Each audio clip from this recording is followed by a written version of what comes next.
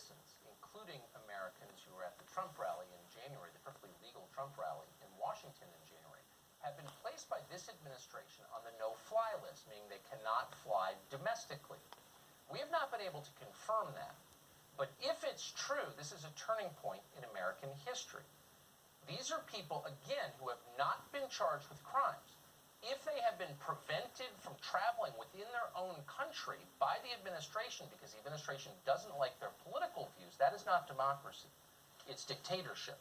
We ought to find out who's on the no-fly list, which American citizens are on the no-fly list, and why. And we should find out immediately. And by the way, if they turn out to be members of Black Lives Matter, the Black Lives Matter leaders turn out to be on that list, we'll be completely against that too. Well, speaking of news we haven't been paying enough attention to, the United States and Russia appear to be heading toward some kind of conflict. The White House has called Russia a national emergency. Are we moving toward conflict, and why exactly? Glenn Greenwald is unusually clear-eyed on this subject. He's, of course, a journalist. He works on Substack, and you ought to read him there. Glenn Greenwald, thanks for coming on tonight. So, simple question. Do we appear to be moving toward some kind of conflict with Russia, and if so, why? The relationship between the U.S. and Russia is clearly at its low point since any time, at least since the Cold War. There's little doubt about that. You ask any analyst and they'll tell you that. And the reason, I think, is twofold.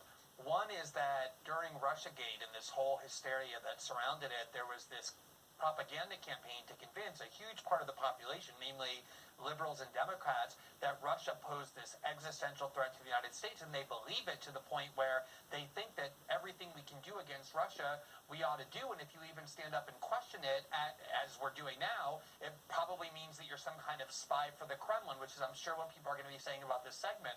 But the other part of it is the war on terror is winding down. We're not in Iraq anymore. We're coming out of Afghanistan, and so the question is, how do you keep weapons manufacturers who exert huge amounts of influence and power in Washington with the business where the government keeps using taxpayer money to buy weapons that don't do any good for anyone? Remember, the person who Biden tapped to run the Pentagon, Lloyd Austin, literally came right from the board of directors of Raytheon.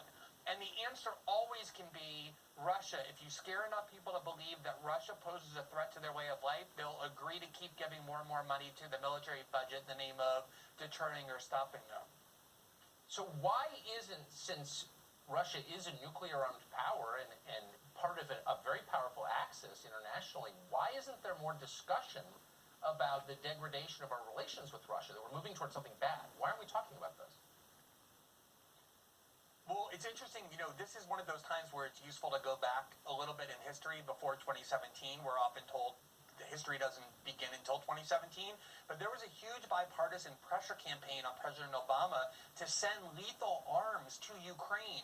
And all you have to do is look at a map or history of how Russia was almost twice destroyed in the 20th century to see the crucial importance of Ukraine to Russia. But Obama's point was correct, which was it has no crucial importance to us, so why would we want to risk confrontation with a nuclear-armed power over Ukraine? And I think the reason why people don't question it is because they're afraid that if you stand up and say it's not worth U.S. lives, U.S. treasure, or any kind of U.S. interest to protect Ukraine from Moscow, you get accused of being an apologist for the Kremlin or someone serving Russian interests, and that's become a very powerful political weapon that shapes our discourse and is affecting all aspects of our policy. Name-calling is a form of social control, and a very effective one, as you just pointed out. Glenn Greenwald, who is totally resistant to that. I appreciate your coming on. Thank you. Thanks, Tucker. So you've seen something called equity emerge in school districts in every state in the country. What is equity? Well, in effect, it makes racism compulsory. Parents in one school district are revolting against it. Thank God. Dale Ash lives in that school district. She joins us next week.